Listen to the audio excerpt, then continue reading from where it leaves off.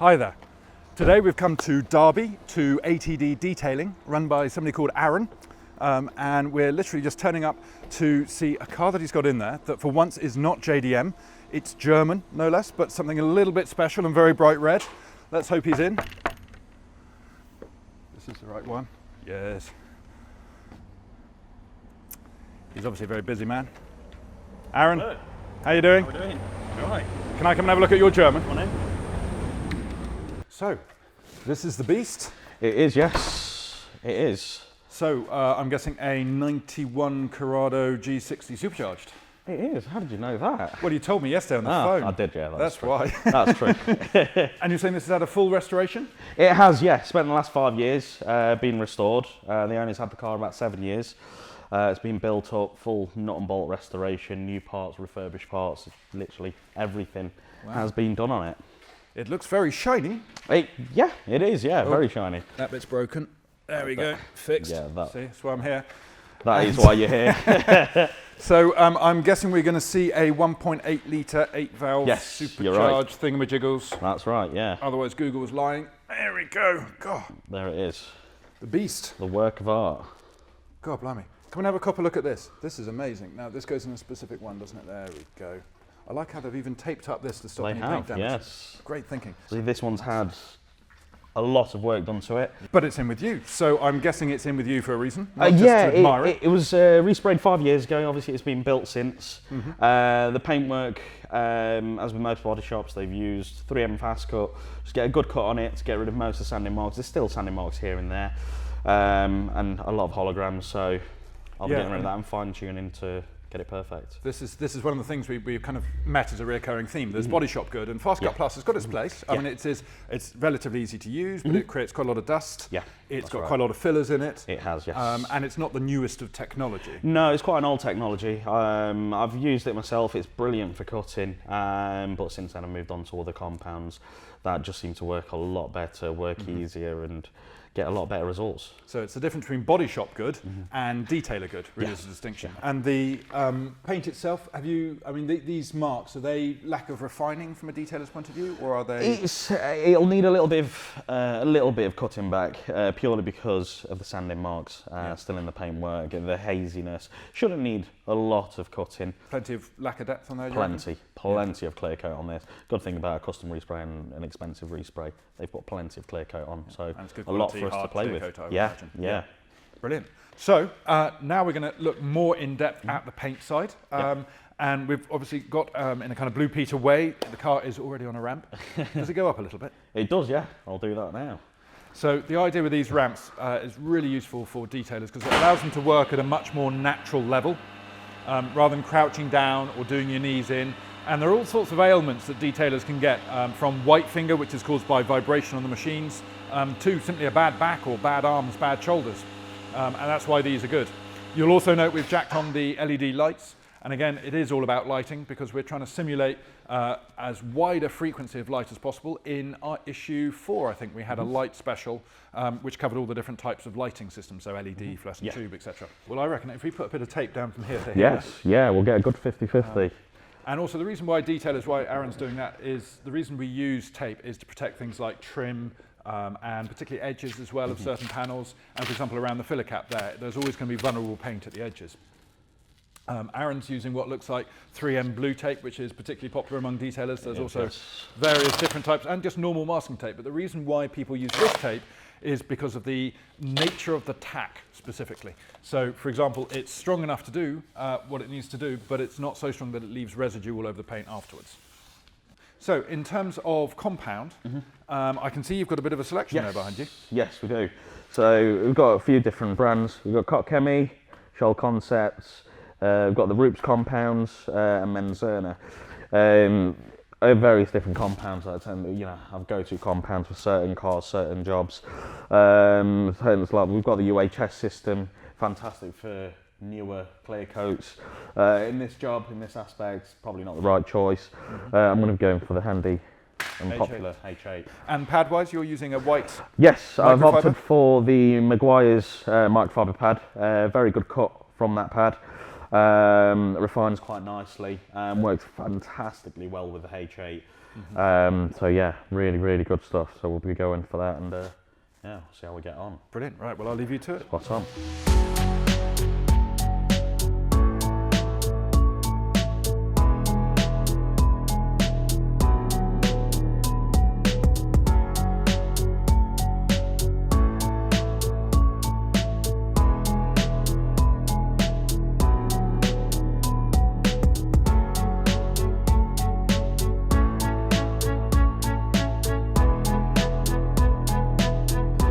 Now, Aaron has machined the car using H8 and a Roop 15. Yes, it's a Roop 15 microfiber McGuire's pad and H8. Yeah, past this section. And you've had a quick wipe down by the looks I of it. have, yes. And it looks pretty good. It's not what I call 100% perfect. No. So what I've essentially done then, like we were talking about earlier, I've cut the paintwork.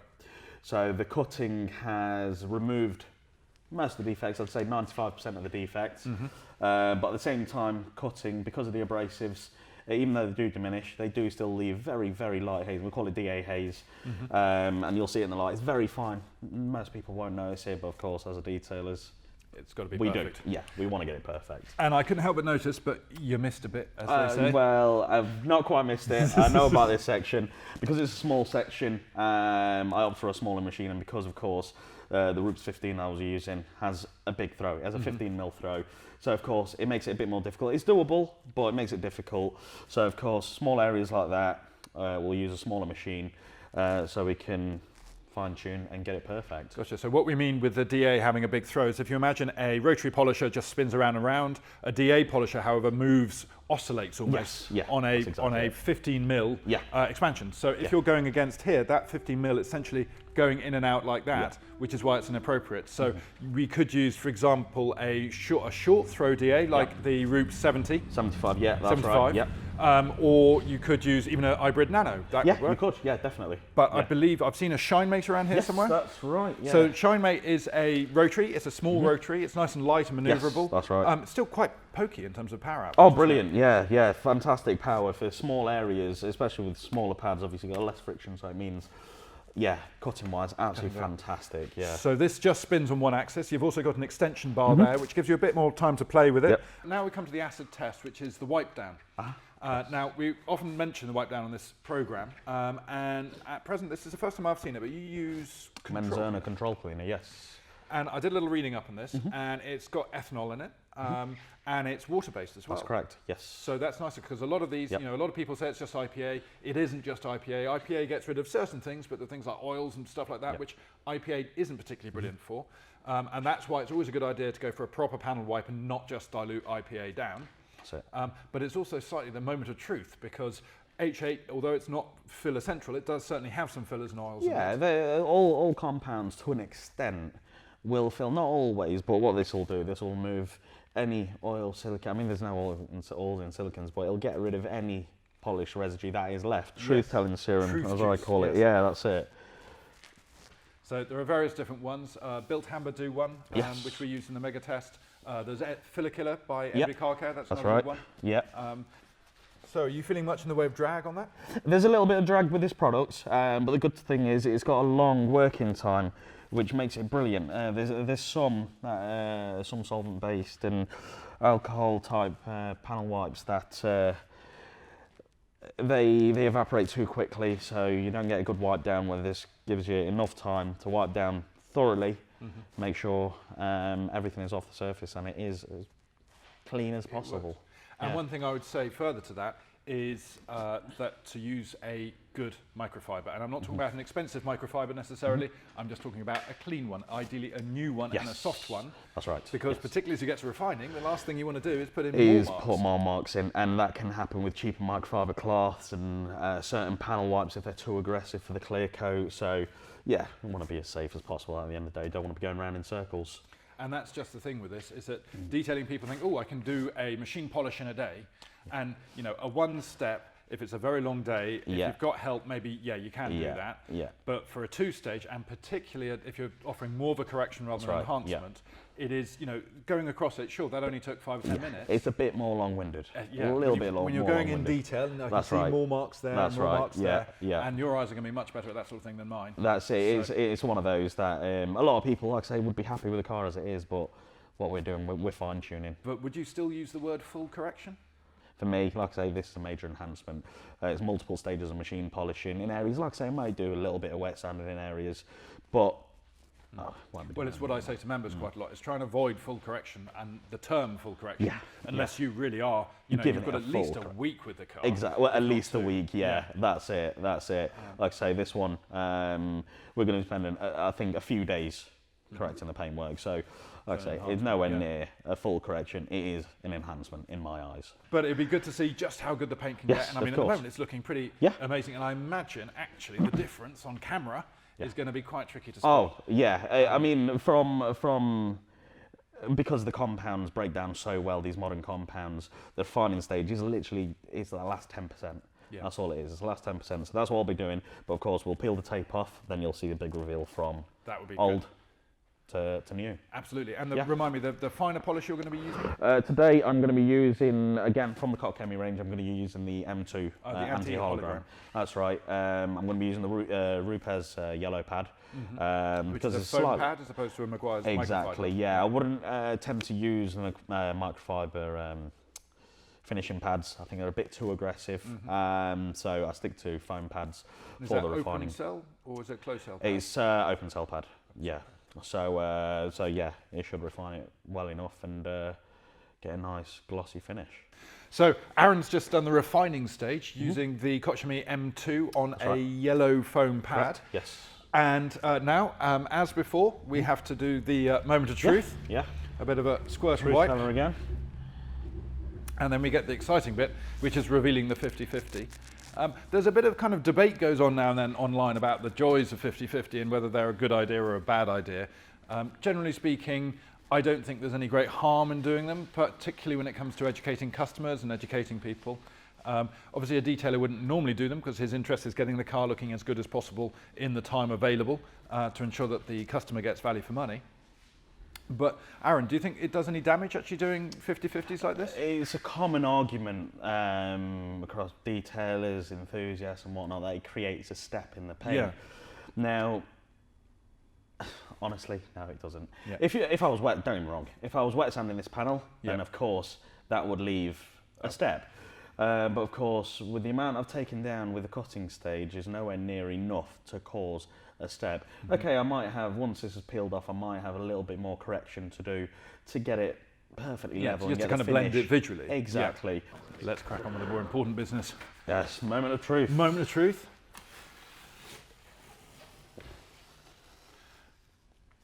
Well, that's a pretty clear cut. No pun intended. And like what you can see here is not only is this side swirled and this side not swirled, but also because of the lack of swirls and really reflections are consistent, there's no refraction that's happening, it actually looks like a different colour. So the red here has actually got deeper and darker and more consistent, whereas there it really does show it up as not being very good. Again, it's all these swirl marks and holograms and whatnot, they're millions and millions of tiny scratches.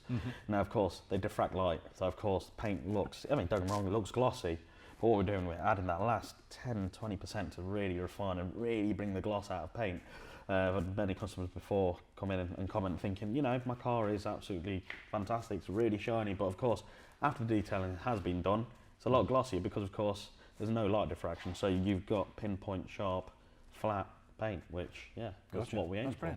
So, well, we've done this bit, we've demonstrated that. We could watch you, obviously, for hours doing the rest of the car, but, you know, we've got a life. And it's Friday, as everyone knows. It is Friday, so, you know, pub. But what I want to do now is to go through some products with you. Yes, of course. I've got a mystery product from Scotland. Well, it's not from Scotland, it's from Korea, but it's based in Scotland. Come to think about it. I was going to ask you what one of your sort of favourite products is that you can sort of showcase to the people. On the Subaru at the present, it's got its original wheels. They're really crummy. There is paint missing from them. They're pretty shocking. We are not going to get them perfect.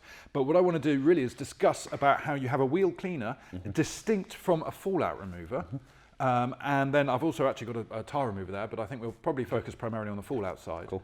So what I want to do is use a wheel cleaner on both these wheels, and we'll use the 2 front ones because they're basically the same in terms of the level of detritus on them, let's say. If we use the same cleaning process, not too heavy, and then we're going to pitch the CarPro Iron X fallout remover product against what you would normally use for fallout. What would you normally use?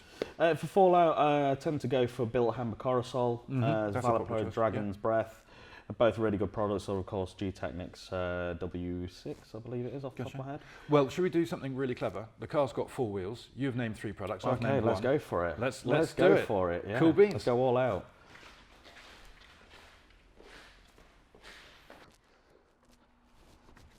What is this? This is a Subaru Legacy. I told you I was going to bring a supercar, and as you can tell, I haven't lied. It is a lovely car. She's getting on a little bit, as we've known. She's got a kind of a crazy patina going on. A little bit of character. A little bit of character, exactly, exactly. Yeah. But I have banged on about the brilliance of this car in the past. Yeah. And people have been flabbergasted, has to be said. Yeah. And a little bit questioning. Yeah. You really? Well, yeah. Okay. Never mind. We're looking at fallout removers. Now, tell me the difference between a wheel cleaner and a fallout remover. Okay, so a lot of people get on with the misconception that a fallout remover is a wheel cleaner. Don't get me wrong, you can use it as a wheel cleaner. However, it's a bit more expensive than a wheel cleaner. You can't really dilute it because it won't have the same effect. So ideally, fallout removers should be used for bonded contamination. So on wheels, we get a lot of brake dust, get a lot of basic metal filings. Yeah, it's Fe. It's ferrous metal that these react against. Yeah, and it bonds to the surface. Wheels warm up, it starts embedding in. So that's what we're trying to remove. So ideally, all the loose dirt we want to remove first using a wheel cleaner. In this case, I use Bilberry Wheel Cleaner from Valipro. And these are all what we call bleeding fallout removers. Yes. And they're called bleeding fallout removers because they appear to bleed, but normally purple, although I think there are a couple other colours coming in now. Purple, ruby, pink. Yeah. One commonality between them all, and nobody's actually managed to completely conquer this, is smell. And yes. Smell's really difficult on film to talk about. But, yes. But it's a kind of hellish, is what I always thought. Yeah, rotten, eggy type of. They try to add a bit of fragrance to it, and it does help. Don't get me wrong, but I think I've just grown used to it. Yeah. It basically brings the thing up in the back of your throat. It's not good. Yeah. But let's not focus on that. So as I say, in terms of procedure, we're going to be cleaning all the wheels with the Bilberry because that's consistent, and we haven't bought Dragon's Breath, which is a Valipro one, so we're not it's not biased towards any particular manufacturer. And we've brought along today, obviously we've got Corrosol. Tell us about Corosol. Corosol is my go-to product. One reason being smell. It's not as bad as a lot of others I've used. It's the actual thickness of the product as well. I don't know if you can see it on camera. It's quite... It's gloopy. Yeah. It's not as thick as some fallout removers. It's a little bit thinner, but it's enough that it gets a nice spread. It's still quite punky. Yeah, it's not too bad though. I think I've grown to the smell. It's nice, fruity. Nice and fruity. Yeah. Crikey Moses. Nice. And did it come with this? Because it's quite a good. Yes, it comes with a trigger. They come with litre bottles, or I buy them in 5 litres. 5 litres. So I can decant them in through, and we'll get through a lot of it. A lot of the guys use this Built Hammer product, and they say it's really good. Fantastic. Yeah, really good stuff. I bought a couple things along to the party. First of all, we have Iron Max from Bright Max. Now, in terms of things like Dragon's Breath, I would describe really as a benchmark product. It does what it says, it's a good product. Yeah. Bright Max, Iron Max, I would put in the same category probably. Yeah, definitely. It's been around for a while, lots of people use it, lots of people like it. We also bought along some Iron Max. I got this from Craig Hall up at CarPro UK, Scotland. Absolute legend of a man, he's written a lot for the magazine. Yep. And this, again, is kind of a benchmark product. It is, yeah, it's well known. I remember first using it years and years ago, so yeah, that introduced me to fallout removers, I believe. It was your first. You heard it here first, indeed. And this one really does pong. They do have a lemon scent one, I have to say, which I didn't get. I got this one because I like old school because I'm old. And well, yeah, there is that. There is that. No. Then we've got finally AM Details. Now this is another one from Scotland. Yes, it is. This is Alan Medcraft. And it's his range. And to be fair, I love the colour of this. I like the colour of that. Yeah, I do love the colour. It comes cool. in a convenient I can't remember bottle. the smell. I can't remember the smell. So you do the smell test. Yeah, it's a fallout remover. Yeah. Yeah. Yeah. Ain't too bad. No. As in the car pro Again, generally makes me want to die. Yeah. Yeah. So the first step though is to wash the wheels. Clean the wheels, yes. Clean the wheels. So we're going to be using the Bilberry. Bilberry wheel and cleaner, yep. You've got a bucket there full of all sorts of strange tools. And whatnot. This is only half my brush collection. Is that a normal shape? It's not, no. Normally they're straight, but I quite like this brush to be able to get in behind the spokes. It's quite flexible. We like flexibility. We've got the good old wheel woolly. Hey, brave. We've got the good old wheel woolly to be able to do the barrels. And that's smaller wheel the woolies. long handle on that one. Yeah, it is. And of course, standard Valet Pro detailing brushes. And there's probably more hidden away in the depths of the foamy water. Cool. Yeah. And what have you put in there to make the foam? Just a bit of shampoo. Standard Pietra Neutral shampoo. Just adds to the foam cleaning power. It's something I always do. Brilliant. Okie dokie. Well, now's come the time. If you get cleaning on Betty, I shall go and... You're not joining? You're not doing it? What, manual labour? Yeah. Oh. Okay. All right.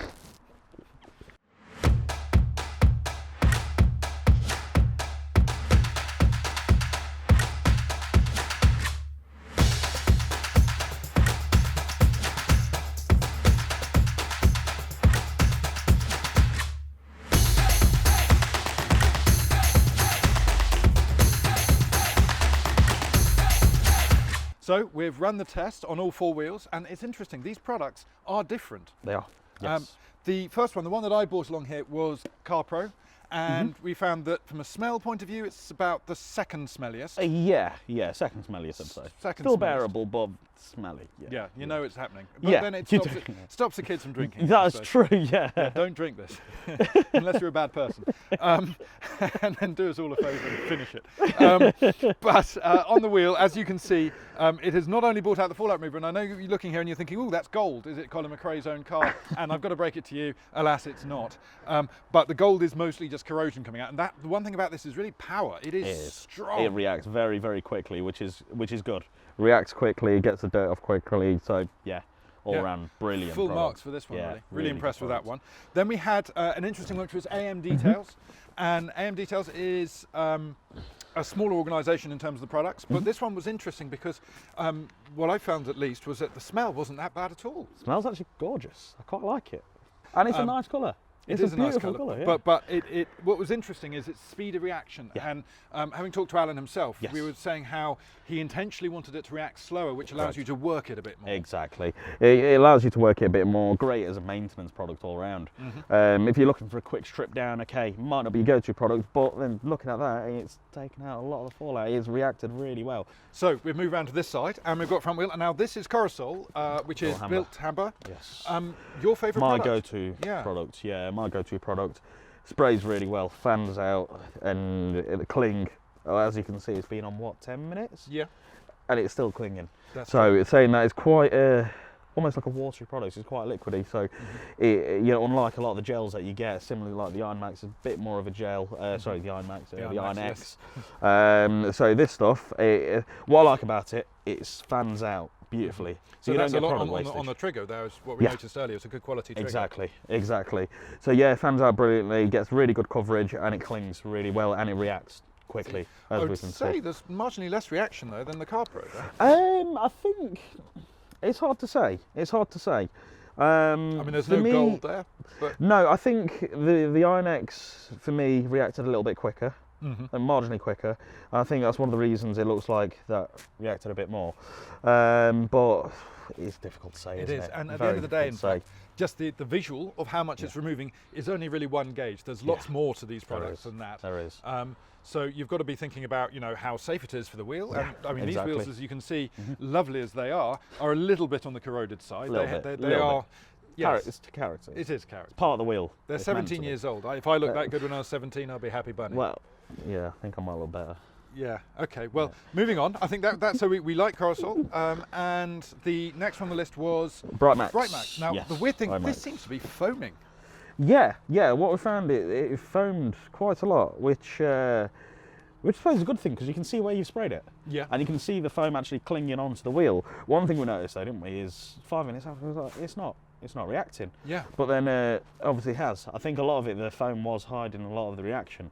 So as the foam has worn off, it's obviously the product itself is still clinging to the wheel. And is the foam the product, or has it got a foaming spread? That looks like a normal trigger. It's a normal trigger. I've got a different bottle, tried it in that, which is non-foaming trigger. It's just the product itself. It's foaming. You suggest it might have a kind of element of detergent in rather than just the actual kind of the acid. Must do. It's thioglycate or something like that is the active ingredient in these things.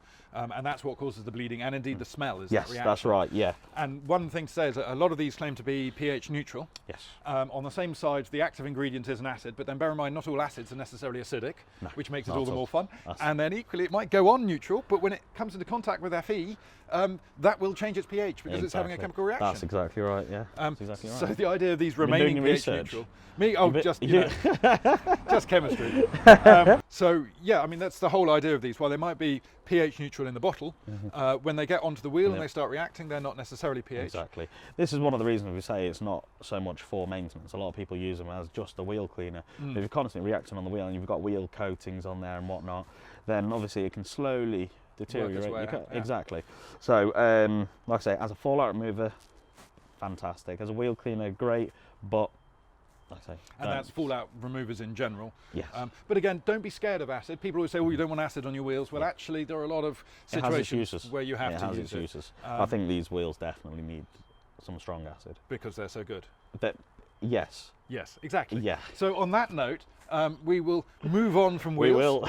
And thank you very much for having us here today. At all. It's been an absolute pleasure. It's been a pleasure myself. It has. Have you enjoyed it? I've enjoyed it, yeah. Cool. Yeah. Cool. That's good. And yeah, we shall move on to the next venue, which I believe is Shop and Shine, which strangely enough is about 5 meters over in that way. It is, yes. So not far to go.